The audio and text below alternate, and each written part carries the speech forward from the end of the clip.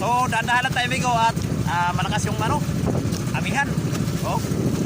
Kita-kita nyo naman sa ating screen. Yan. Oh. Hangin yan amigo. So okay lang. At kaya naman natin. So yan pala amigo. Magandang umaga nga pala sa ating mga subscribers ano.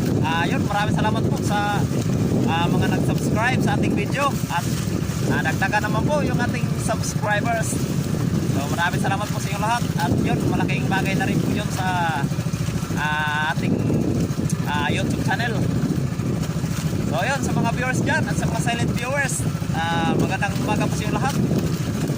At yun, maraming salamat po sa panonood po ng ating mga video. So ayun migo, to, malakas migo. Balikan natin migo yung fishing ground natin. Yung spot natin hapon doon sa may Martin Lusa. So sana sumibad pa yung isda ngayon ano. At medyo sana kumilim yung ano, langit kapon kasi migo.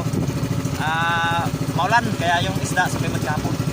So sana ngayon ganun pa rin, sumibad pa rin isda at bigyan naman tayo ng blessing na naman ni Lord. So magpapasko na pati. Kailangan natin ng pira.